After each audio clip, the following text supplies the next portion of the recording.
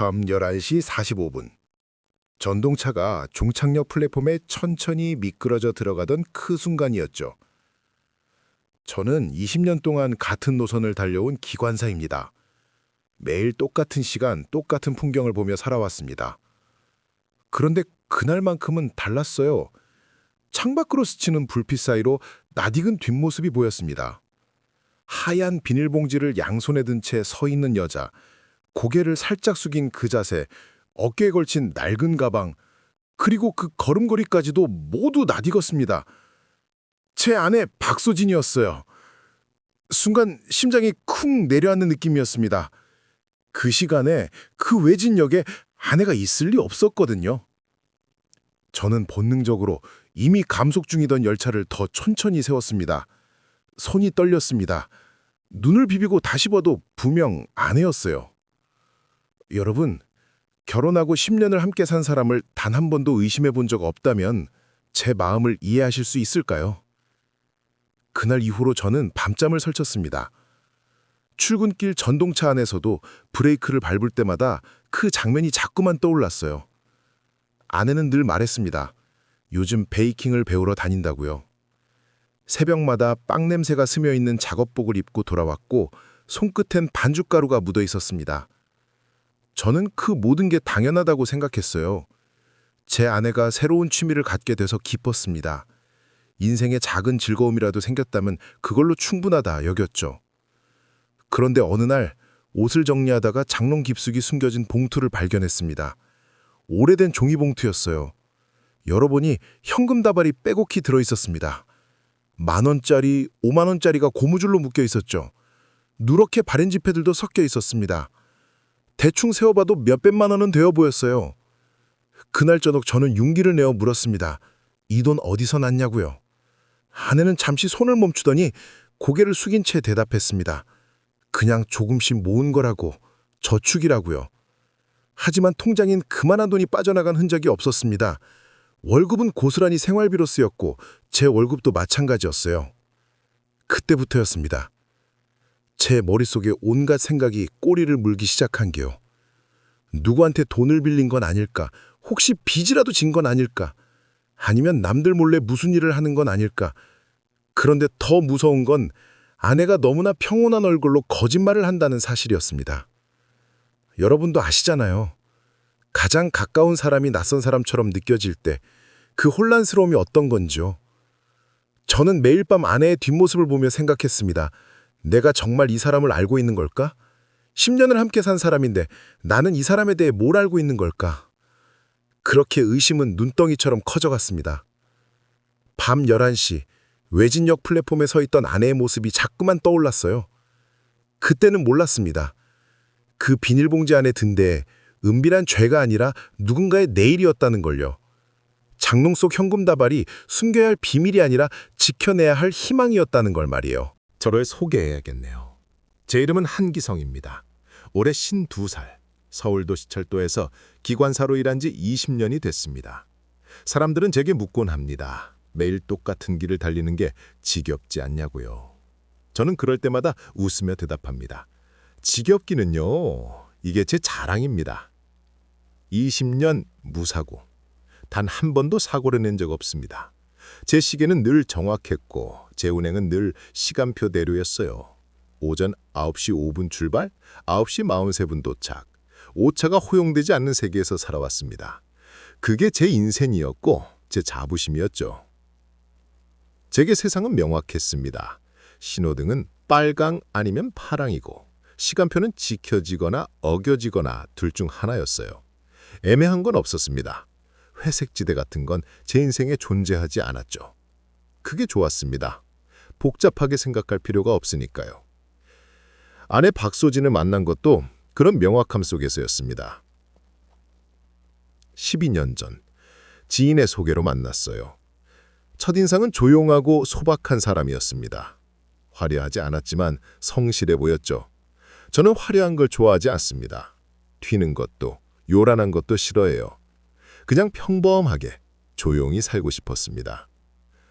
소진은 그런 제 마음에 꼭 맞는 사람 같았어요. 말수가 적었고 내색을 잘 안 했습니다. 첫 만남에서 그녀가 한 말이 기억납니다. 저는 그냥 평범하게 살고 싶어요. 라고 했죠. 그 말이 참 좋았습니다. 저도 똑같은 마음이었거든요.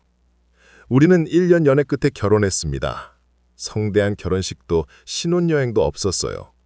작은 예식장에서 조촐하게 식을 올렸고 제주도로 2박 3일 다녀왔습니다. 그걸로 충분했어요. 우리 둘 다 화려한 걸 원하지 않았으니까요. 결혼 초반 어머니가 며느리에 대해 이것저것 물어보셨습니다. 친정이 어디냐? 부모님은 뭐 하시냐? 형제는 몇이냐? 소진은 그때마다 짧게 대답했어요. 친정은 멀고 부모님은 일찍 돌아가셨고 형제는 없다고요. 어머니는 그 대답이 마음에 안 드셨나 봅니다. 얼굴이 굳더라고요. 결혼하고 얼마 안 돼서였습니다. 어머니가 저를 따로 부르셨어요. 시장에서 통닭집을 30년 넘게 하신 분이라 사람 보는 눈이 있다고 자부하셨죠. 어머니는 조용히 말씀하셨습니다. 기성아, 우리 집은 빚도 안 지고 보증도 안 서고 수상한 단체하고는 인연 맺지 않는다. 네 아버지 돌아가시기 전에 하신 말씀이다. 그거 명심해라. 그 말씀이 무슨 뜻인지 저는 알았습니다. 며느리를 완전히 믿을 수 없다는 뜻이었죠. 친정 배경이 불분명하니까 혹시 문제가 생길까 봐 미리 못을 박는 거였어요. 저는 그때 어머니께 약속했습니다. 그런 일 없을 거라고. 소진은 그런 사람 아니라고요. 하지만 10년이 지난 지금 저는 그 약속을 지킬 수 있을지 확신이 서지 않았습니다. 장롱 속 현금 다발이 제 확신을 흔들어 놓았거든요. 그날 밤 저는 소진에게 조심스럽게 물었습니다. 이 돈 정말 어디서 난 거냐고, 나한테 숨기는 거 있냐고요. 소진은 한참을 말없이 앉아있다가 입을 열었습니다. 기성씨, 저도 말할 용기가 필요해요. 그냥 조금만 시간을 주세요. 그 말을 듣는 순간 제 가슴이 철렁 내려앉았습니다. 용기가 필요하다는 건 뭔가 큰 비밀이 있다는 뜻 아니겠습니까? 저는 더 이상 묻지 못했어요. 무서웠습니다. 정말로 제가 모르는 뭔가가 있을까 봐요. 여러분, 혹시 이런 경험이 있으신가요? 가장 가까운 사람이 갑자기 낯설게 느껴지는 순간 말이에요. 10년을 함께 밥 먹고 같은 이불 덮고 자던 사람인데 어느 날 갑자기 이 사람이 누구인지 모르겠다는 생각이 드는 거예요. 그게 얼마나 무서운 일인지 겪어보지 않은 분들은 모르실 겁니다. 그날 이후로 저는 아나를 관찰하기 시작했습니다. 몰래요? 언제 나가는지, 어디로 가는지, 누굴 만나는지. 기관사 일정은 불규칙해서 새벽에 출근하는 날도 있고 늦게 퇴근하는 날도 있습니다. 그걸 이용해서 소진의 동선을 파악했어요. 며칠을 지켜본 결과 패턴이 보이기 시작했습니다. 소진은 매주 화요일과 목요일 밤 10시쯤 집을 나섰어요. 큰 비닐봉지를 들고요. 그리고 새벽 2시쯤 돌아왔습니다. 베이킹 수업치곤 시간이 이상했어요. 그 시간에 하는 제과제빵 학원이 어디 있겠습니까? 저는 결심했습니다. 직접 따라가 보기로요. 20년 동안 정직하게 살아온 사람이 아내를 미행하게 된 겁니다. 그게 얼마나 서글픈 일인지 아십니까? 하지만 저는 알아야 했습니다. 제 아내가 정말 뭘 하는 건지 제 눈으로 확인해야 했어요. 그 주 목요일이었습니다. 저는 일부러 야간 근무를 동료와 바꿨어요. 퇴근 후 집 근처 골목에서 기다렸습니다. 밤 9시 반쯤 됐을 때 현관불이 켜지더니 소진이 나왔습니다. 평소처럼 큰 비닐봉지 2개를 들고요. 가방도 어깨에 메고 있었어요. 소진은 버스를 탔습니다. 저도 조심스럽게 뒤를 따라 올라탔죠. 가슴이 쿵쿵 뛰었습니다. 평생 이런 짓을 해본 적이 없었거든요. 영화에서나 보던 미행이라는 걸 제가 직접 하고 있다니 믿기지 않았어요. 버스는 시내를 벗어나 외곽으로 향했습니다. 점점 건물이 드물어지고 가로등도 듬성듬성해졌어요. 30분쯤 지났을까요? 소진이 내린 곳은 낡은 공단 지역이었습니다. 폐업한 공장들이 질비한 곳이었죠. 소진은 어둠 속을 익숙하게 걸어갔습니다. 저는 멀찌감치 떨어져서 따라갔어요. 골목을 몇 번 돌더니 소진이 멈춰선 곳은 녹슨 철문이 달린 낡은 건물 앞이었습니다. 간판도 없고 불빛도 희미했어요. 대체 이런 곳에서 뭘 한다는 걸까요? 그때였습니다. 철문 안쪽에서 젊은 목소리가 들려왔어요. 선생님! 하는 소리였습니다. 선생님이라니. 제 아내를 선생님이라고 부르는 사람이 있다고요? 저는 귀를 쫑긋 세웠습니다. 문이 열리면서 환한 불빛이 쏟아져 나왔습니다. 그 안에서 10대 후반쯤 되어 보이는 아이들이 소진을 반겼어요. 오늘 반찬 뭐예요? 김치찌개 또 해오셨어요? 와, 많다! 목소리들이 밝았습니다. 소진이 대답했어요. 그래, 오늘은 닭볶음탕이다. 다들 손 씻고 먼저 먹어. 공부는 밥 먹고 하자. 그 목소리가 제가 아는 소진의 목소리가 맞나 싶을 정도로 생기가 넘쳤습니다. 집에서 늘 조용하던 아내의 모습과는 너무 달랐거든요. 저는 조금씩 가까이 다가갔습니다. 창문 틈으로 안을 들여다봤어요. 그곳엔 놀라운 광경이 펼쳐져 있었습니다. 낡은 책걸상이 줄지어 있고 칠판에는 분필로 뭔가 적혀 있었어요. 국어 1교시, 수학 2교시라는 글씨가 보였습니다. 아이들은 10명 남짓되어 보였습니다. 모두 어린 나이였어요. 어떤 아이는 머리가 산발이었고 어떤 아이는 옷이 너덜너덜했습니다. 하지만 밥을 먹는 그 얼굴들은 환했어요. 소진이 가져온 음식을 나눠 먹으며 웃고 떠들었습니다. 그때 한 여자분이 소진 옆으로 다가왔습니다. 30대 중반쯤 되어 보였어요. 나중에 안 일이지만 그분이 채미도 씨였습니다. 지역에서 활동가로 일하는 분이었죠. 그분이 소진에게 말했어요. 이번 달 전기세 고지서 나왔는데 또 밀렸어요. 어떡하죠? 소진이 조용히 대답했습니다. 제가 내일 입금할게요. 걱정 마세요. 그 말을 듣는 순간 저는 깨달았습니다. 장롱 속 현금이 어디로 간 건지요. 이 낡은 건물의 전기세, 수도세, 그리고 아이들 밥값으로 쓰인 거였습니다. 머릿속이 복잡해졌습니다. 한편으론 안도가 됐어요. 아내가 나쁜 짓을 한 건 아니었으니까요. 하지만 동시에 화가 치밀었습니다. 왜 나한테 말을 안 한 거죠? 왜 혼자 이런 일을 벌인 거예요? 우리 형편이 넉넉한 것도 아닌데 왜 남의 아이들한테 돈을 쓰는 겁니까? 며칠 뒤 어머니한테서 전화가 왔습니다. 목소리가 날카로웠어요. 기성아, 너희 집 요즘 어떻게 돌아가냐? 며느리가 시장에 얼굴도 안 비치더라. 뭔 일 있냐? 저는 얼버무렸습니다. 아무 일도 없다고. 소진이 요즘 바쁘다고요. 하지만 어머니는 쉽게 넘어가지 않으셨어요. 바빠? 뭐가 바쁜데? 낮에는 청소일하고 밤에는 빵 배우러 다닌다며. 그게 무슨 바쁜 일이냐? 어머니 말씀이 계속됐습니다. 요즘 며느리 얼굴이 말이 아니더라. 야위고 눈밑이 까매지고. 너 제대로 챙겨주는 거 맞냐? 그 말에 저도 할 말이 없었어요. 사실이었거든요. 요즘 소진은 많이 야위였습니다. 어머니는 한숨을 쉬셨어요. 기성아, 내가 결혼할 때 뭐라 그랬냐. 우리 집은 이상한 일에 휘말리지 말라고 했지. 네 아버지 돌아가시기 전에 당부하신 말씀이다. 혹시 며느리가 무슨 이상한 일 하는 거 아니냐? 그 말을 듣는 순간 가슴이 철렁했습니다.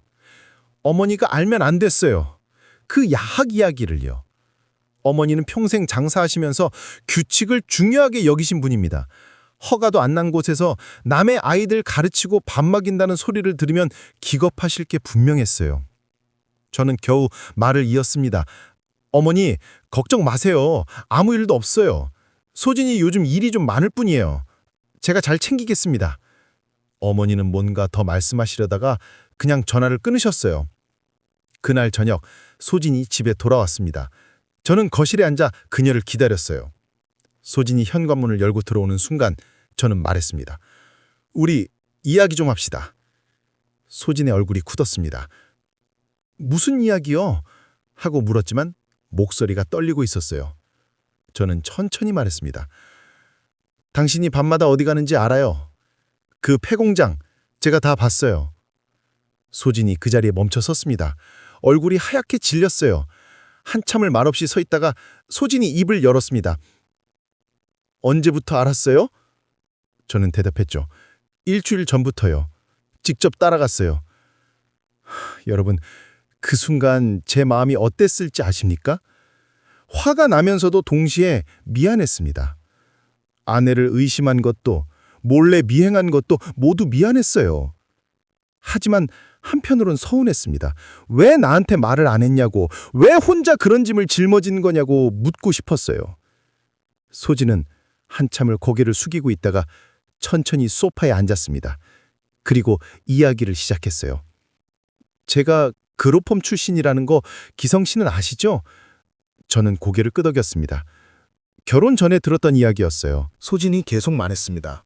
저도 그 아이들처럼 갈 곳이 없었어요. 18살에 그룹홈에서 나와서 혼자 살아야 했죠. 그때 얼마나 무서웠는지 몰라요. 세상에 나 혼자뿐인 것 같았어요. 소진의 목소리가 떨렸습니다. 그래서 시작한 거예요. 나 같은 아이들이 더 이상 혼자 떨지 않았으면 좋겠다고 생각했어요. 저는 아무 말도 할 수 없었습니다. 그저 아내의 이야기를 듣고 있을 뿐이었죠. 그날 밤 저는 잠을 이루지 못했습니다. 소진의 고백이 머릿속을 맴돌았어요. 아내가 그런 과거를 가지고 있다는 건 알았지만 그게 지금까지 이렇게 큰 영향을 미칠 줄은 몰랐습니다. 18에 세상에 홀로 던져진 그 아이가 지금 제 옆에서 자고 있는 이 여자였다는 게 새삼 실감이 났어요. 하지만 이해가 안 되는 건 여전했습니다. 그러도 나한테는 말했어야 하는 거 아닙니까? 부부잖아요. 같이 의논하고 결정해야 할 일 아니에요?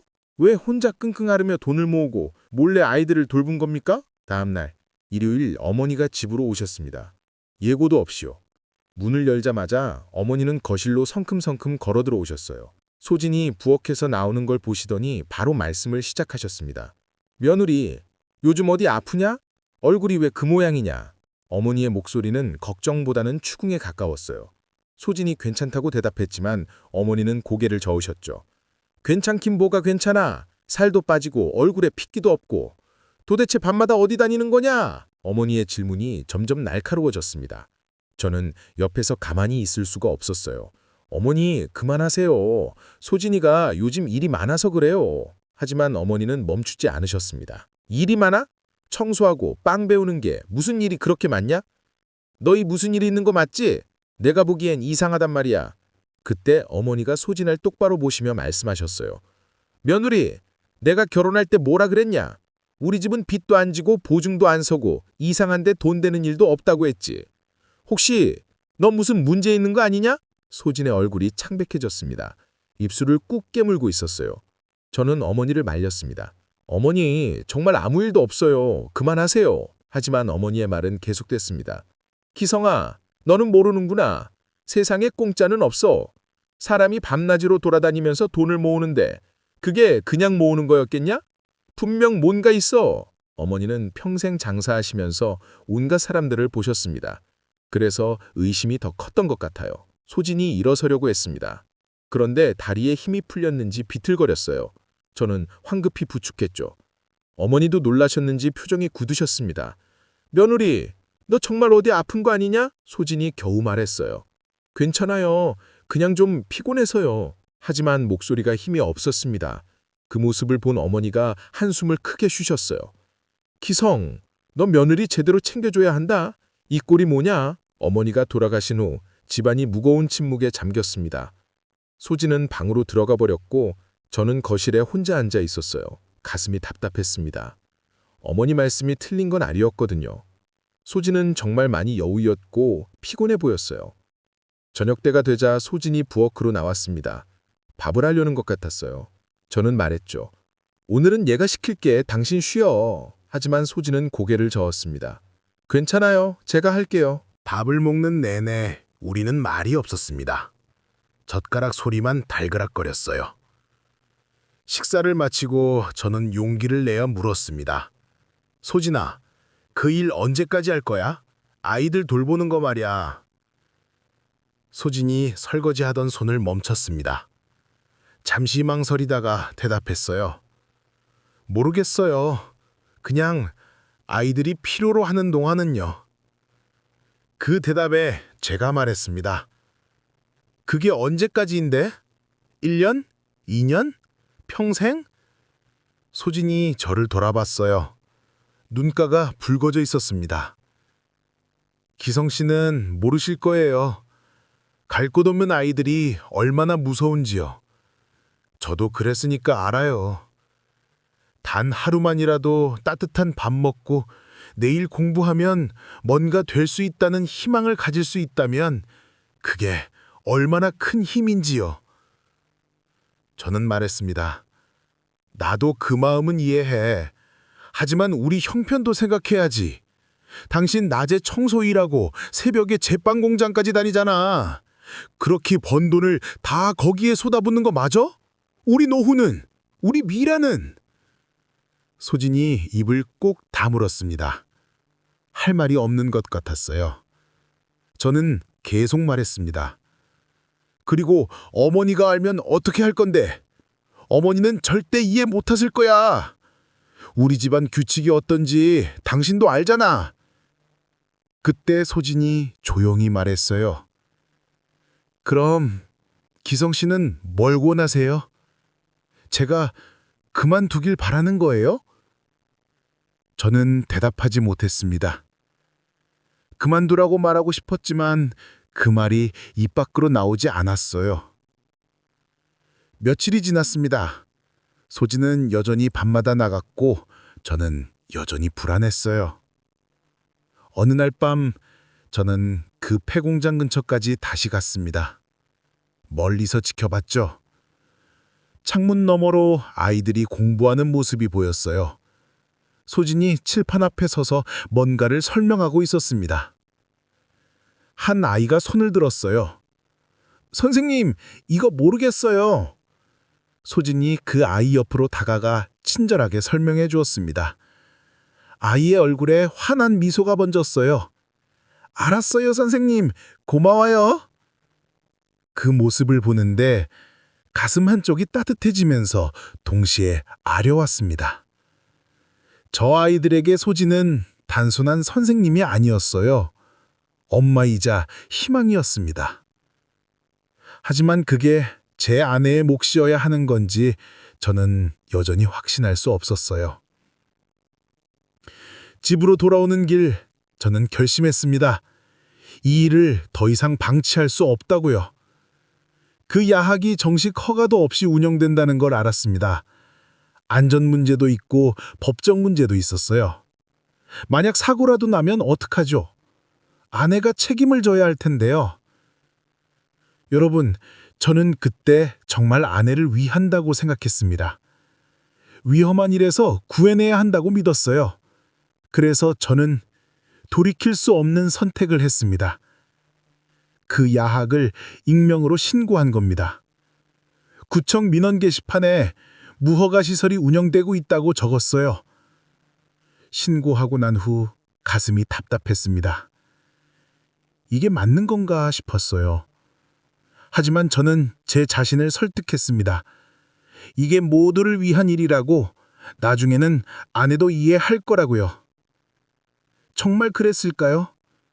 지금 생각하면 저는 그저 두려웠던 것 같습니다. 아내가 저보다 다른 누군가를 더 필요로 한다는 사실이 무서웠던 거죠. 신고한 지 사흘이 지났습니다. 저는 매일 불안한 마음으로 지냈어요. 혹시 구청에서 연락이 왔나? 단속이 나갔나? 계속 신경이 쓰였습니다. 하지만 정작 아무 일도 일어나지 않았어요. 소진은 여전히 밤마다 나갔고 저는 그 모습을 말없이 지켜봤습니다. 그러던 어느 날 저녁이었습니다. 소진이 평소보다 일찍 집에 돌아왔어요. 창백했습니다. 현관문을 열고 들어서더니 그대로 주저앉았어요. 저는 깜짝 놀라 달려갔죠. 소진아, 무슨 일이야? 어디 아파? 소진이 고개를 저었습니다. 아픈 건 아니에요. 그냥 오늘 구청에서 나왔어요. 그 말을 듣는 순간 제 심장이 멎는 것 같았습니다. 구청에서 나왔다고요? 뭐라고 했는데? 소진이 떨리는 목소리로 말했습니다. 무허가 시설이라고 당장 문 닫으라고 했어요. 안 그러면 고발하겠대요. 소진의 눈에 눈물이 고였습니다. 기송 씨, 아이들이 어떡해요? 갑자기 교실이 없어지면 애들은 어디로 가요? 저는 아무 말도 할 수 없었습니다. 제가 신고한 건데 어떻게 위로의 말을 할 수 있겠습니까? 가슴이 찢어지는 것 같았어요. 소진은 계속 울었습니다. 저는 아이들 얼굴을 어떻게 봐요? 미안하다고, 선생님이 잘못해서 이렇게 됐다고 말해야 하나요? 그날 밤 소진은 아무것도 먹지 않았습니다. 방에 들어가서 나오질 않았어요. 저는 거실에 혼자 앉아 있었습니다. 텔레비전을 켜도 아무것도 들리지 않았어요. 머릿속이 온통 복잡했습니다. 다음 날 아침 소진이 일찍 나갔습니다. 어디 가냐고 물으니 아이들한테 가야 한다고 했어요. 마지막이라도 제대로 인사하고 싶대요. 저는 출근 준비를 하면서도 마음이 편치 않았습니다. 지하철을 운전하는 내내 저는 집중할 수가 없었어요. 신호를 보면서도 딴 생각을 했습니다. 제가 한 일이 정말 옳은 걸까? 아내를 지키려고 한 일인데 왜 이렇게 마음이 아픈 걸까요? 그날 저녁 늦게 집에 돌아왔더니 소진이 식탁에 앉아 있었습니다. 밥상이 차려져 있었어요. 평소와 다를 바 없는 저녁 식사였습니다. 하지만 소진의 얼굴은 완전히 달랐어요. 생기가 사라진 얼굴이었습니다. 밥을 먹으면서 저는 조심스럽게 물었습니다. 오늘 아이들 만났어? 소진이 고개를 끄덕였어요. 만났어요. 다들 울었어요. 특히 하율이가 많이 울더라고요. 하율이요? 제가 되물으니 소진이 설명했습니다. 19살 남자애예요. 검정고시 준비하는 아이인데 말수가 적고 고집이 세요. 근데 오늘은 막 울면서 그러더라고요. 선생님, 저 이제 어디 가요? 다시 혼자예요? 소진의 목소리가 떨렸습니다. 그 말을 듣는데 가슴이 무너지는 것 같았어요. 기성 씨, 그 아이들한테 교실은 단순히 공부하는 곳이 아니에요. 집이에요. 유일한 안전한 곳이에요. 그걸 제가 지켜주지 못했어요. 저는 숟가락을 내려놓았습니다. 목이 메어서 밥을 삼킬 수가 없었어요. 소진이 계속 말했습니다. 채미도 선생님이 그러더라고요. 다른 곳을 알아보자고, 포기하지 말자고. 하지만 어디서 또 시작할 수 있겠어요. 돈도 없고 허가도 받을 수 없는데요. 그때 소진이 저를 똑바로 봤습니다. 기성 씨, 제가 그만둘까요?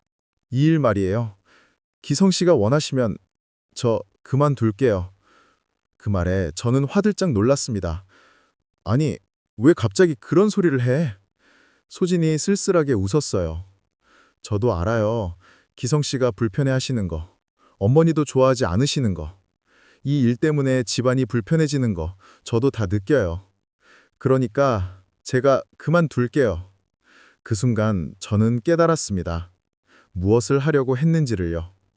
아내의 꿈을, 아내가 살아가는 이유를 빼앗으려 했던 거였어요. 안전이라는 명목으로, 현실이라는 이유로 사랑하는 사람의 날개를 꺾으려 했던 겁니다. 저는 소진의 손을 잡았습니다. 미안해. 내가 이기적이었어. 당신이 힘들게 한 거 정말 미안해. 소진이 놀란 눈으로 저를 봤어요. 기성 씨? 저는 계속 말했습니다. 나도 함께 할게. 그 아이들 우리 같이 돌보자. 소진의 눈에서 눈물이 흘러내렸습니다. 정말요? 정말 그렇게 해주실 거예요? 제가 고개를 끄덕였죠. 근데 조건이 있어. 이번엔 제대로 하자. 허가받고 안전하게, 당당하게 내가 돌게. 그날 밤 오랜만에 소진이 환하게 웃었습니다. 제 손을 꼭 잡고 고맙다고, 정말 고맙다고 여러 번 말했어요. 저는 그 손을 놓지 않았습니다. 이제부터는 혼자가 아니라 우리 둘이 함께니까요. 다음 날부터 저는 움직이기 시작했습니다. 먼저 구청을 찾아갔어요. 복지과 담당 공무원을 만났습니다. 처음엔 냉담하더라고요. 무허가 시설은 허가해 줄 수 없다고, 규정이 그렇다고 했습니다. 하지만 저는 포기하지 않았습니다. 제 명함을 꺼내 보여줬어요. 지하철 기관사 20년 차입니다. 저도 공공기관에서 일하는 사람으로서 규정의 중요성을 압니다. 하지만 규정 너머에 있는 사람들도 봐주셔야 하지 않겠습니까? 담당 공무원의 표정이 조금 누그러졌습니다. 그분이 물었어요. 그래서 정확히 뭘 원하시는 겁니까? 저는 준비해간 서류를 펼쳤습니다. 일단 임시 허가만이라도 받을 수 있을까요? 전기와 수도만 합법적으로 연결할 수 있게요. 안전점검도 받겠습니다. 공무원이 서류를 훑어봤습니다. 한참을 고민하더니 말했어요. 임시 허가는 어렵습니다. 하지만 지역사회 교육 프로그램으로 등록하면 가능할 수도 있어요. 조건이 까다롭긴 하지만요. 여러분, 그때 저는 희망을 봤습니다. 작은 빛이었지만 분명한 희망이었어요. 저는 그 자리에서 조건이 뭔지 물었고 필요한 서류 목록을 받아왔습니다. 집으로 돌아오는 길 발걸음이 가벼웠어요. 그날 저녁 소진에게 그 이야기를 했습니다. 소진이 믿을 수 없다는 표정으로 저를 봤어요. 정말요? 가능성이 있어요? 저는 웃으며 대답했죠. 아직 확정은 아니야. 하지만 길은 보였어. 우리 함께 해보자.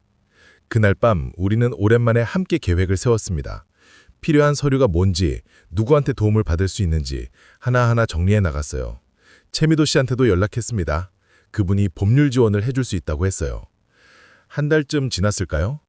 서류를 준비하고 안전점검을 받고 이것저것 고치는 과정이 쉽지 않았습니다. 하지만 포기하지 않았어요. 소진과 저, 그리고 최미도 씨가 함께 움직였습니다. 그 과정에서 아이들도 만났습니다. 하율이라는 아이도 만났어요. 처음엔 저를 경계하더라고요. 누구냐고, 왜 왔냐고 물었습니다. 저는 솔직하게 말했죠. 나는 소진 선생님 남편이고 앞으로 너희를 도우려고 왔다고요. 하율이가 저를 빤히 쳐다봤습니다. 한참을 그렇게 보더니 고개를 돌렸어요. 하지만 그날 이후로 가끔 제게 말을 걸기 시작했습니다. 아저씨, 지하철은 어떻게 운전해요? 어렵지 않아요? 저는 그 질문들에 성심껏 대답해줬습니다. 그러면서 깨달았어요. 이 아이들이 원하는 건 거창한 게 아니었습니다. 그냥 누군가 자기 이야기를 들어주고 관심을 가져주고 내일이 있다는 걸 믿게 해주는 것, 그게 전부였어요. 2달쯤 지났을 때 드디어 임시 허가가 나왔습니다. 정식 명칭도 생겼어요. 지역사회 교육 프로그램 새벽반 학교. 그날 소진이 얼마나 기뻐했는지 모릅니다. 울면서 웃고 웃으면서 울었어요. 아이들도 좋아했습니다. 이제 떳떳하게 다닐 수 있다고, 경찰이 와도 무섭지 않다고 좋아했죠. 하율이는 말했어요. 아저씨, 고마워요. 진짜 고마워요. 그 말 한마디에 그동안의 고생이 다 보상받는 느낌이었습니다. 하지만 문제는 여기서 끝이 아니었어요. 허가는 받았지만 운영은 여전히 빠듯했습니다. 임대료, 전기세, 수도세, 그리고 아이들 식비까지 매달 들어가는 돈이 만만치 않았어요. 소진은 여전히 낮에는 구청 청소 일을 하고 새벽엔 제빵 공장에서 일했습니다. 거기에 밤에는 아이들을 가르쳤어요. 몸이 견딜 리 없었죠. 저는 소진에게 말했습니다. 새벽 일은 그만둬. 내 월급으로 보태면 되잖아. 하지만 소진은 고개를 저었어요. 기성씨 월급으로는 부족해요. 아이들이 늘어나고 있거든요. 처음엔 10명이었는데 지금은 15명이에요. 소문이 나서 계속 찾아와요. 저는 그 아이들을 돌려보낼 수가 없어요. 그 말을 듣는데 가슴이 답답했습니다. 맞는 말이에요. 아이들은 계속 늘어나고 있었어요. 갈 곳 없는 청소년들이 이 작은 교실을 찾아왔습니다. 1명, 2명씩 늘어날 때마다 소진의 부담도 함께 커졌어요. 그러던 어느 날이었습니다. 제가 야간 근무를 마치고 집에 돌아왔는데 소진이 쓰러져 있었어요. 부엌 바닥에 그대로 쓰러져 있더라고요. 저는 혼비백산에서 119를 불렀습니다. 병원에 실려가서 검사를 받았어요. 의사 선생님이 말씀하셨습니다. 과로입니다. 영양 상태도 좋지 않고요. 이러다간 큰일 나요. 무리하지 마시고 푹 쉬셔야 합니다. 소진이 병실 침대에 누워서도 걱정했어요. 기성씨, 오늘 수업은요. 아이들한테 연락해야 하는데. 저는 소진의 손을 잡고 말했습니다. 걱정하지 마. 최미도 선생님한테 연락했어. 오늘은 그분이 대신할 거야. 소진이 안도의 한숨을 쉬었어요. 다행이다. 아이들 기다릴 텐데. 그 모습을 보면서 저는 깨달았습니다. 이건 소진 혼자 감당할 일이 아니라는 걸요. 우리가 함께 짊어져야 할 무게라는 걸요. 퇴원하고 며칠 후 저는 근무표를 바꿨습니다. 수요일 저녁엔 일찍 퇴근할 수 있도록 조정했어요. 그리고 그날부터 교실에 가기 시작했습니다. 처음엔 뭘 해야 할지 몰랐어요. 그냥 아이들 밥 차리는 걸 도와주고 설거지를 했습니다. 아이들이 저를 신기하게 봤어요. 아저씨도 선생님이에요? 제가 웃으며 대답했죠. 선생님은 아니고 그냥 아저씨야. 너희 밥이나 잘 먹이려고 왔어. 아이들이 키득거렸습니다. 그런데 하율이가 조심스럽게 물었어요. 아저씨, 혹시 지하철 이야기 좀 해주실 수 있어요? 어떻게 기관사가 되는지 궁금해요. 저는 그때 처음으로 아이들 앞에 섰습니다. 제 이야기를 해줬어요. 지하철 기관사가 되려면 자격증이 필요해. 그리고 오랜 훈련을 받아야 하지. 쉽지 않아. 하지만 포기하지 않으면 돼. 아이들이 눈을 반짝이며 들었습니다. 아저씨도 처음엔 어려웠어요? 당연하지. 처음엔 다 어려워. 그날 이후로 저는 수요일마다 사회참여 교육 시간을 맡았습니다. 제 경험을 나누고 아이들의 이야기를 들어줬어요. 처음엔 어색했지만 점점 익숙해졌습니다. 아이들도 저를 편하게 대하기 시작했어요. 하지만 문제는 여전히 남아 있었습니다. 돈이었어요. 아무리 절약해도 매달 적자였습니다. 소진과 제 수입을 합쳐도 부족했어요. 채미도 씨도 최선을 다했지만 후원은 쉽게 들어오지 않았습니다. 그러던 어느 날 결정적인 일이 벌어졌습니다. 건물주가 임대료를 올리겠다고 통보한 거예요. 기존 임대료의 2배였습니다. 이유는 간단했어요. 이제 정식 허가를 받았으니 제대로 된 값을 받겠다는 거였죠. 소진이 전화를 받고 얼굴이 하얗게 질렸습니다. 기성 씨, 이걸 어떻게 감당해요? 2배라니. 우리 돈으론 절대 불가능해요. 저도 막막했습니다. 그 돈을 어디서 구한다는 말입니까? 채미도 씨와 긴급 회의를 했습니다. 다들 심각한 얼굴이었어요. 임대료를 올려주지 않으면 나가라고 할 겁니다. 다른 곳을 알아봐야 할까요? 하지만 지금 같은 조건의 공간을 찾기는 어려웠어요. 그날 밤 저는 고민에 빠졌습니다. 대출을 받을까? 하지만 제 수입으로 갚을 수 있을까요? 어머니가 알면 뭐라고 하실까? 온갖 생각이 꼬리를 물었습니다. 여러분, 그때 저는 정말 힘들었습니다. 좋은 일을 하려고 하는데 왜 이렇게 어려운 걸까요? 세상은 왜 이렇게 냉정한 걸까요? 하지만 포기할 수는 없었어요. 이미 너무 많이 왔고 아이들은 우리를 믿고 있었으니까요. 다음 날 저는 어머니를 찾아갔습니다. 이제는 말씀드려야 할 때라고 생각했어요. 더 이상 숨길 수 없었습니다. 어머니는 시장 통닭집에 계셨어요. 장사 준비를 하고 계셨죠. 어머니, 말씀드릴 게 있어요. 제가 조심스럽게 말문을 열었습니다. 어머니가 손을 멈추고 저를 봤어요. 뭔데? 무슨 일이냐? 저는 숨을 크게 들이마셨습니다. 그리고 모든 것을 털어놨습니다. 소진이 하는 일, 야학 이야기, 아이들 이야기, 그리고 지금 우리가 처한 어려움까지 다 말씀드렸어요. 어머니는 말없이 들으셨습니다. 표정을 알 수 없었어요. 제 이야기가 끝나자 어머니가 한참을 침묵하셨습니다. 그리고 천천히 입을 여셨어요. 그래서 너는 뭘 하고 싶은 거냐? 저는 대답했습니다. 도와주고 싶어요. 아이들을요. 그리고 소진을요. 어머니가 한숨을 깊게 쉬셨습니다. 기성아, 너 참 답답하다. 왜 진작 말을 안 했냐? 제가 놀라 어머니를 봤어요. 어머니, 화 안 나세요? 어머니가 고개를 저으셨습니다. 화는 무슨 화날 일이냐? 어려운 아이들 돕는데. 그 말씀에 저는 눈물이 났습니다. 하지만 어머니가 말씀하셨잖아요. 우리 집은 이상한 일에 돈 안 쓴다고요. 어머니가 쓴웃음을 지으셨어요. 이상한 일이 아니잖아. 좋은 일이지. 네 아버지도 살아계셨으면 도왔을 거야. 어머니의 눈가가 촉촉해졌습니다. 어머니의 말씀에 저는 할 말을 잃었습니다. 정말 예상하지 못한 반응이었거든요. 어머니가 계속 말씀하셨어요. 너희 아버지가 젊었을 때 말이야. 동네 애들 공부 가르쳐준 적이 있었어. 형편이 어려워서 학원 못 다니는 애들이었지. 그런 이야기는 처음 들었습니다. 아버지가 돌아가신 게 제가 25살 때였는데 그런 일을 하셨다는 건 전혀 몰랐어요. 어머니가 먼 산을 바라보며 말을 이었습니다. 그때도 내가 반대했었어. 우리도 먹고 살기 바쁜데 남 걱정할 때냐고. 어머니가 쓴웃음을 지으셨어요. 근데 너희 아버지가 그러더라. 지금 손 한 번 안 내밀면 그 아이들은 평생 기회를 못 잡는다고. 우리가 조금 힘들면 되지 않냐고. 그래서 결국 내가 허락했지. 어머니의 목소리가 잠겼습니다. 그때 가르쳤던 아이들 중에 한 명이 나중에 선생님이 됐어. 아버지 돌아가셨을 때 조문 왔더라고. 울면서 그러더라. 은사님 덕분에 제가 사람 됐다고. 그 모습 보는데 내가 반대했던 게 부끄러웠어. 저는 가슴이 뜨거워졌습니다. 아버지가 그런 분이셨구나. 제가 몰랐던 아버지의 모습이었어요. 어머니가 제 손을 잡으셨습니다. 기성아, 너도 아버지 닮았구나.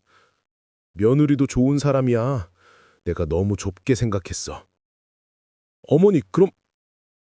저는 말을 잇지 못했어요. 어머니가 고개를 끄덕이셨습니다. 도와줄게. 얼마나 필요한데? 저는 건물주가 요구한 임대료를 말씀드렸습니다. 어머니가 잠시 생각하시더니 말씀하셨어요. 알았어. 내가 반은 보탤게. 어머니! 제가 놀라 소리쳤어요. 그건 너무 큰 금액이에요. 어머니가 손을 저으셨습니다. 됐어. 어차피 너한테 줄 돈이야. 지금 쓰나 나중에 쓰나 마찬가지지. 그리고 말이야, 기성아. 어머니가 제 눈을 똑바로 보셨어요. 나도 그 아이들 밥이나 해주고 싶구나. 주말에 반찬 좀 가져가도 되겠나? 저는 눈물이 왈칵 쏟아졌습니다. 어머니, 감사합니다. 정말 감사합니다. 그날 저녁 집에 돌아와 소진에게 그 이야기를 했습니다. 소진도 믿을 수 없다는 표정이었어요. 어머니가 정말 그러셨어요? 제가 고개를 끄덕였죠. 그것도 모자라 주말마다 반찬을 해주시겠대. 소진이 울기 시작했습니다. 저는 어머니한테 미안했어요. 맨날 눈치만 보고 제대로 인사도 못 드리고. 근데 어머니가 이렇게 도와주시다니. 저는 소진을 안아줬습니다. 우리 같이 고맙다고 인사드리러 가자. 다음 날 우리 부부는 어머니를 찾아뵀습니다. 소진이 어머니 앞에서 고개를 깊이 숙였어요. 어머니, 죄송합니다. 그동안 말씀도 제대로 안 드리고 속만 썩여드렸어요. 어머니가 소진의 손을 잡아주셨습니다. 됐어, 며느리. 네가 나쁜 짓 한 것도 아니고 좋은 일 하는데 뭐가 미안하냐. 오히려 내가 미안하다. 네 마음도 몰라주고 의심만 했지. 두 사람이 손을 맞잡고 울었습니다. 저도 옆에서 눈물을 훔쳤어요. 그 주 일요일 어머니가 정말로 교실에 오셨습니다. 큰 보따리를 들고 오셨어요. 닭강정 20인분이었습니다. 직접 피기신 거였죠. 아이들아, 이리 와봐라. 할머니가 맛있는 거 해왔다. 아이들이 우르르 몰려왔습니다. 처음 보는 할머니를 신기한 듯 쳐다봤어요. 어머니가 환하게 웃으시며 말씀하셨습니다. 많이 먹어라. 식기 전에 먹어야 바삭해. 어머니는 능숙하게 아이들에게 닭강정을 나눠주셨어요. 하율이가 조심스럽게 물었습니다. 할머니, 누구세요? 어머니가 대답하셨어요. 나는 여기 기성이 어머니야. 너희 선생님 시어머니지. 앞으로 자주 올 거니까 친하게 지내자. 아이들이 환호했습니다. 할머니 짱이에요. 맛있어요. 어머니의 얼굴에 환한 미소가 번졌어요. 그 모습을 보는데 가슴이 뭉클했습니다. 이게 가족이구나. 피로 연결된 것만이 가족이 아니라 함께 밥을 나누는 것이 진짜 가족이구나. 그날 이후로 어머니는 매주 수요일마다 오셨습니다. 반찬을 해오시거나 간식을 사오시거나 때로는 그냥 아이들 이야기를 들어주셨어요. 아이들도 어머니를 좋아했습니다. 할머니가 오는 날만 손꼽아 기다렸죠. 어느 날 어머니가 소진에게 물으셨습니다. 며느리, 이 아이들 중에 특별히 걱정되는 애 있냐? 소진이 하율이 이야기를 했어요. 검정고시 준비하는데 공부는 잘하는데 생활비가 없어서 아르바이트를 너무 많이 해요. 몸이 안 좋아 보여요. 어머니가 고개를 끄덕이셨습니다. 그래, 그럼 그 친구 따로 불러봐라. 며칠 후 하율이가 어머니 앞에 섰습니다. 긴장한 얼굴이었어요. 어머니가 부드럽게 물으셨죠.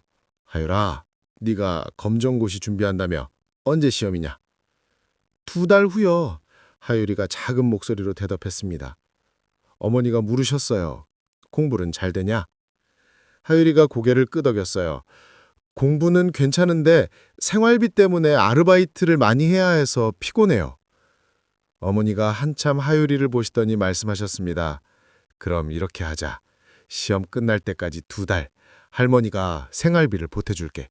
대신 아르바이트 줄이고 공부에 집중해라. 시험 끝나고 나서 천천히 갚으면 돼. 하율이의 눈이 커졌습니다. 진짜요? 정말 그래도 돼요? 어머니가 웃으셨어요. 그럼 할머니가 거짓말 하겠냐? 네가 잘 되는 게 할머니한테 제일 큰 보답이야. 하율이가 그 자리에서 울음을 터뜨렸습니다. 할머니, 감사합니다. 정말 감사합니다. 꼭 열심히 해서 좋은 결과 보여드릴게요. 어머니가 하율이의 머리를 쓰다듬어 주셨어요. 할머니 믿는다. 넌 잘할 거야. 그 모습을 보면서 저는 깨달았습니다. 사람은 변할 수 있구나. 아무리 굳은 마음도 진심 앞에서는 녹는구나. 어머니도 처음엔 반대하셨지만 이제는 누구보다 열심히 아이들을 돌보고 계셨어요. 시간이 흐르면서 교실에 변화가 생겼습니다. 소문이 나면서 후원자들이 나타나기 시작한 거예요. 처음엔 작은 금액이었습니다. 10,000원, 20,000원씩 보내주시는 분들이었죠. 하지만 그 마음이 얼마나 고마운지 몰랐어요. 어느 날은 익명의 후원자가 쌀 10포대를 보내주셨습니다. 쌀을 받아놓고 모두들 어안이 벙벙했어요. 이런 큰 후원은 처음이었거든요. 최미도 씨가 말했습니다. 소문이 퍼지고 있어요. 좋은 쪽으로요. 지역 신문에도 우리 이야기가 실렸습니다. 밤에만 문 여는 교실, 보호 종료 청소년들의 희망이라는 제목이었어요.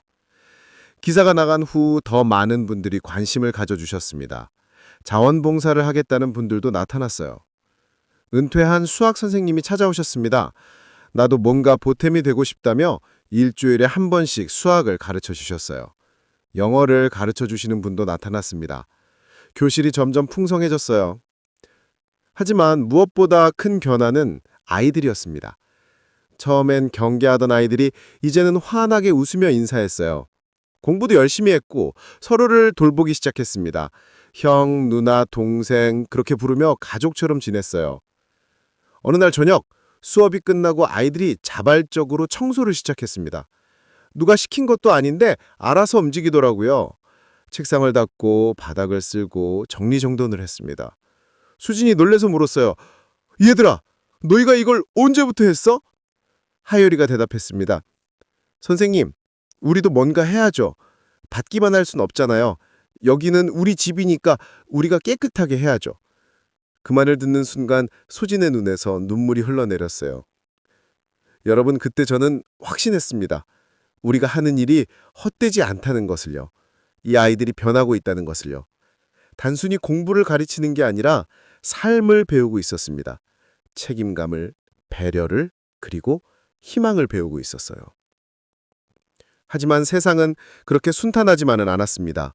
교실이 알려지면서 좋은 일만 생긴 건 아니었어요.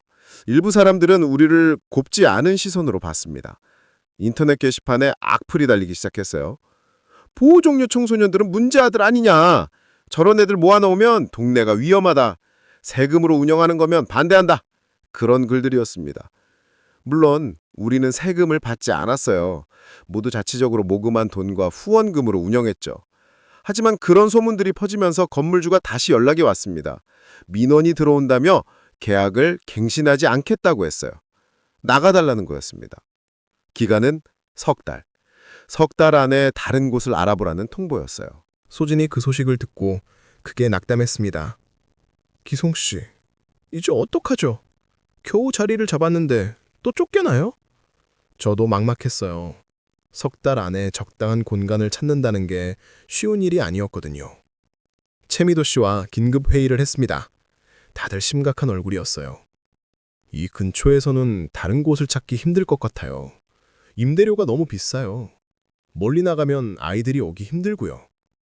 딜레마였습니다. 그때 어머니가 말씀하셨습니다. 그럼 내 가게 건물은 어떨까? 시장 통닭집 말이야. 2층이 비어 있거든. 모두가 어머니를 쳐다봤어요. 어머니, 정말요? 그곳을 저희한테 빌려주시겠어요? 어머니가 고개를 끄덕이셨습니다. 어차피 비어 있는 공간이야. 너희가 쓰는 게 낫지. 임대료는 안 받을게. 대신 관리비 정도만 내. 그리고 말이야, 아이들이 배고프면 아래층에서 밥 먹여도 돼. 모두가 감격했습니다. 정말 감사합니다, 어머니. 이렇게까지 해주시다니요. 어머니가 손을 흔드셨어요. 됐어. 가족끼리 무슨 감사를 해. 그리고 너희 아버지가 살아계셨으면 더 기뻐하셨을 거야. 그렇게 해서 우리는 새로운 보금자리를 얻었습니다. 시장 통닭집 2층. 냄새는 좀 났지만 따뜻한 공간이었어요. 아이들과 함께 청소하고 페인트 칠하고 하나하나 정리했습니다. 모두가 땀 흘려 만든 우리만의 공간이었죠. 이사한 첫날 아이들이 환호성을 질렀습니다. 와, 여기 진짜 좋다. 아래층에서 치킨 냄새 나는 거 봐. 배고파. 어머니가 웃으시며 말씀하셨어요. 그럼 오늘은 할머니가 치킨 쏜다. 그날 저녁 우리 모두는 치킨을 먹으며 축하 파티를 했습니다. 소진이 건배 제의를 했어요. 새로운 시작을 위해 그리고 우리를 도와주신 모든 분들께 감사하며 건배! 모두가 소리쳤습니다. 건배! 하유리가 일어나서 말했습니다. 선생님, 할머니, 그리고 아저씨, 진짜 고맙습니다. 저희가 여기 있을 수 있는 게 기적 같아요. 앞으로 더 열심히 공부해서 꼭 성공해서 보답할게요. 다른 아이들도 고개를 끄덕였습니다. 맞아요. 우리 다 같이 잘 될 거예요. 그리고 나중에 우리도 다른 사람들 도울 거예요. 선생님처럼요. 소진이 눈물을 훔쳤습니다. 고마워 얘들아. 선생님이 더 고마워. 새 공간에 자리를 잡은 후 교실은 더욱 안정적으로 운영됐습니다. 어머니의 통닭집 덕분에 임대료 부담이 없어졌고 후원금도 꾸준히 들어왔어요. 자원봉사 선생님들도 늘어났습니다. 그러던 중 드디어 하유리의 검정고시 날이 다가왔습니다. 하유리는 2달 동안 정말 열심히 공부했어요. 아르바이트를 줄이고 공부에만 집중했습니다. 시험 전날 밤 하유리가 긴장한 얼굴로 말했어요. 선생님, 제가 떨어지면 어떡하죠?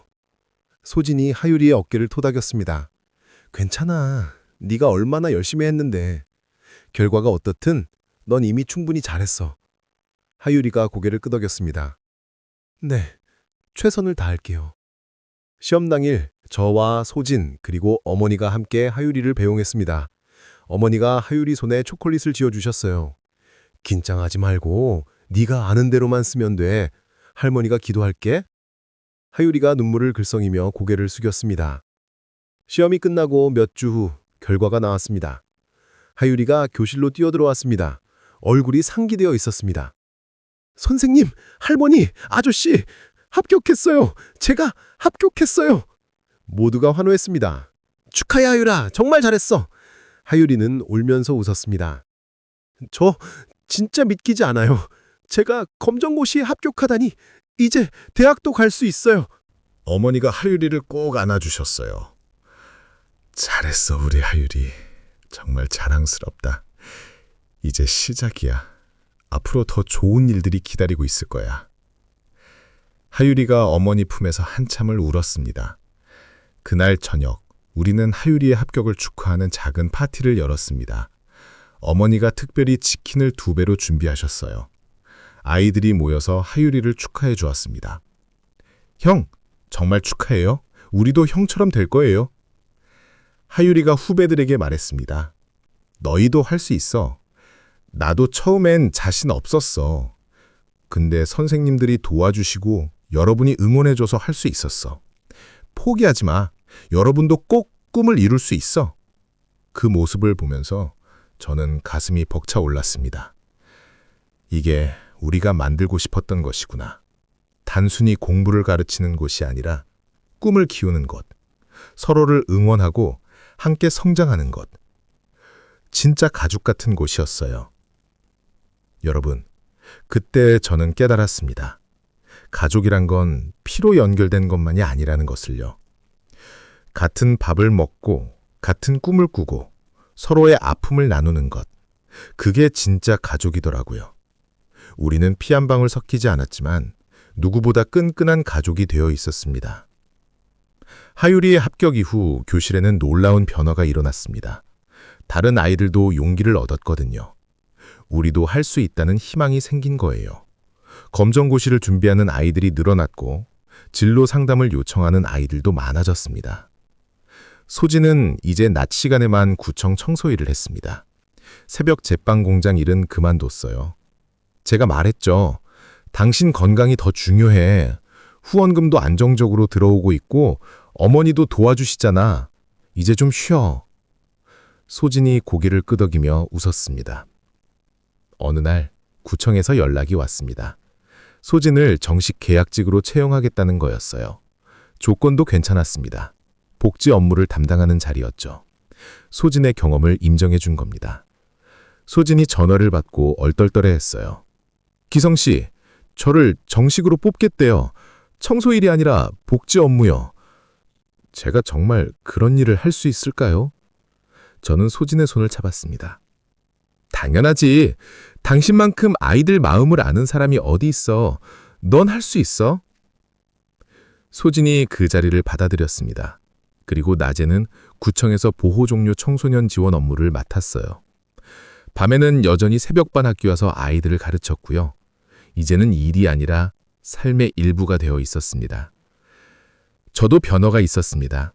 지하철 공사에서 제 이야기를 듣고 사회공헌 활동의 모범 사례로 소개하겠다고 했어요. 그리고 근무 시간을 조정해 주었습니다. 매주 수요일 저녁엔 일찍 퇴근할 수 있도록요. 덕분에 아이들과 더 많은 시간을 보낼 수 있었습니다. 수요일 저녁 사회참여 교육 시간은 아이들이 가장 좋아하는 시간이 되었어요. 저는 지하철 이야기뿐만 아니라 제 인생 이야기도 들려주었습니다. 실패했던 경험, 힘들었던 순간, 그리고 어떻게 극복했는지요. 한 아이가 물었습니다. 아저씨는 인생에서 가장 후회되는 일이 뭐예요? 저는 잠시 생각하다 대답했죠. 아내를 의심했던 거, 그리고 혼자 다 안다고 생각했던 거. 사람은 함께 살아가야 한다는 걸 너무 늦게 깨달았어. 아이들이 진지하게 듣더라고요. 그리고 한 아이가 말했습니다.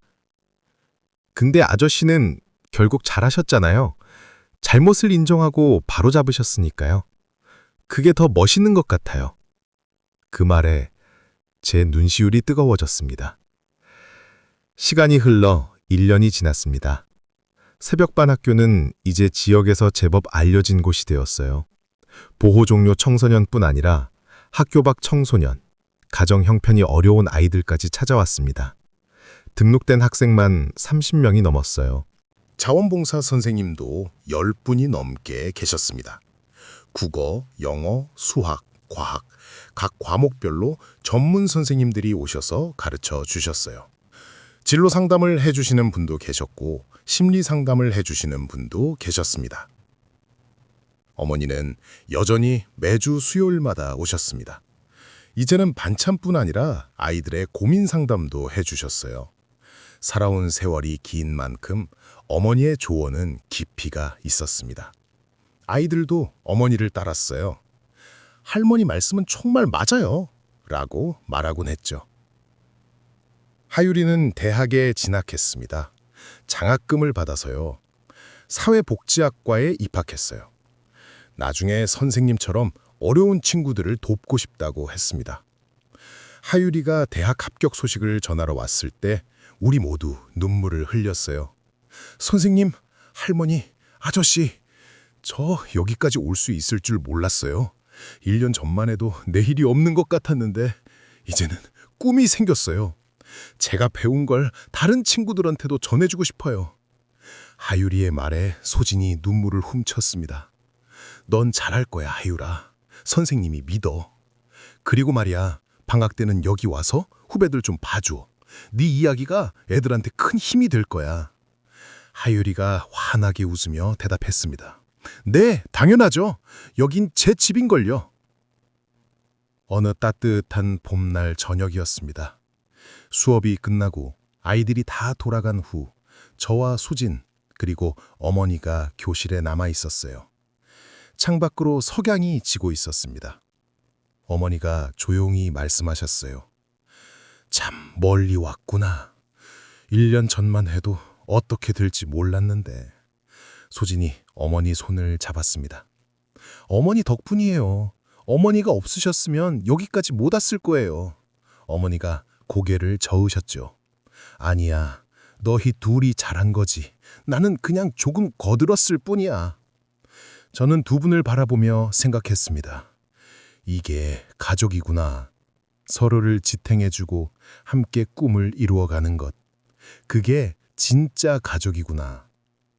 그날 밤 집으로 돌아오는 길, 소진이 제 팔짱을 꼈습니다. 기성씨, 고마워요. 처음엔 이해 못 해주실 줄 알았는데 이렇게 함께 해주셔서요. 저는 소진의 손을 꼭 잡았습니다. 나야말로 고마워. 당신 덕분에 내가 더 넓은 세상을 보게 됐어. 시간표대로만 살던 내가 이제는 사람을 보게 됐어. 소진이 제 어깨에 머리를 기댔어요. 우리 참 잘했죠? 그래, 우리 잘했어. 앞으로도 잘할 거야. 우리는 별이 총총한 밤하늘 아래를 걸었습니다. 발걸음은 느렸지만 마음은 가벼웠어요. 내일도 모레도 우리는 함께 아이들을 돌볼 것입니다. 여러분, 지금도 새벽반 학교는 운영되고 있습니다. 낡은 시계는 여전히 밤 11시를 가리키지만 아이들의 눈은 아침보다 밝습니다. 누군가는 검정고시를 준비하고 누군가는 대학을 꿈꾸고 누군가는 직업훈련을 받습니다. 그리고 그 한가운데 제 아내가 있습니다. 때로는 반죽가루가 묻은 손으로, 때로는 분필가루가 묻은 손으로 아이들의 머리를 쓰다듬어주는 사람. 20년 무사고 기관사인 제가 평생 맞는 사람 중 가장 용감한 사람입니다. 밤에만 문을 여는 교실. 거기엔 어둠 속에서도 불을 밝히는 사람들이 있습니다. 그리고 그 불빛을 따라 모여든 아이들이 있어요. 우리는 오늘도 함께 밥을 먹고 공부하고 내일을 꿈꿉니다. 제가 처음 장롱 속 현금 뭉치를 발견했던 그날, 만약 다르게 행동했다면 어떻게 됐을까요? 아내를 끝까지 의심했다면, 신고한 것을 후회하지 않았다면, 어머니께 고백하지 않았다면, 아마 저는 평생 제 아내를 그리고 그 아이들을 이해하지 못했을 겁니다. 하지만 저는 멈췄습니다. 질문했습니다. 귀 기울였습니다. 그리고 함께하기로 결심했습니다. 그 선택이 제 인생을 바꿨어요. 20년 동안 시간표대로만 살던 기관사가 이제는 사람의 시간을 배려할 줄 아는 사람이 됐습니다. 지금도 전동차를 운전할 때면 생각합니다. 저 창밖 어딘가에 누군가의 내일을 위해 불을 밝히는 사람들이 있다는 것을요. 그리고 제가 그 중 한 명이라는 게 자랑스럽습니다. 밤이 깊어도 포기하지 마세요. 어둠 속에서도 불을 밝히는 사람들이 있습니다. 그리고 그 불빛은 반드시 누군가의 길을 밝혀줄 것입니다. 오늘도 새벽반 학교의 불은 환하게 빛나고 있습니다. 여러분, 긴 이야기 끝까지 들어주셔서 진심으로 감사드립니다. 밤이 깊어도 누군가는 누군가의 내일을 위해 불을 밝히고 있습니다. 혹시 여러분 곁에도 그런 분이 계시지 않나요? 말없이 가족을 지키는 며느리, 손주처럼 아끼는 이웃 아이, 혹은 조용히 선행을 베푸는 친구 말입니다. 우리는 모두 누군가에게 빛이 될 수 있습니다. 거창한 게 아니어도 괜찮아요. 따뜻한 밥 한 끼, 위로의 말 한마디, 귀 기울여 듣는 그 시간이 누군가에겐 평생의 은인이 될 수 있습니다. 오늘 이야기가 여러분 마음에 작은 울림이 되었기를 바랍니다. 좋아요를 눌러주시고 구독해주시면 다음에도 이런 따뜻한 이야기로 찾아뵙겠습니다. 여러분의 관심 하나하나가 이런 이야기들이 계속될 수 있는 힘이 됩니다. 환절기에 감기 조심하시고요. 관절도 따뜻하게 잘 보호하세요. 저녁 식사는 꼭 챙겨 드시고 잠들기 전에는 따뜻한 차 한 잔의 여유를 가지시길 바랍니다. 혼자 계신 분들은 자주 가족이나 친구에게 연락하시고 외로움을 혼자 사귀지 마세요. 다음 이야기에서는 또 다른 가족의 진솔한 이야기를 들려드리겠습니다. 누군가의 삶 속에 숨어있는 아름다운 순간들을 함께 나눠보겠습니다. 늘 건강하시고 오늘 밤도 포근한 불빛 아래에서 편안히 쉬시길 바랍니다. 여러분 모두 복 많이 받으세요. 감사합니다.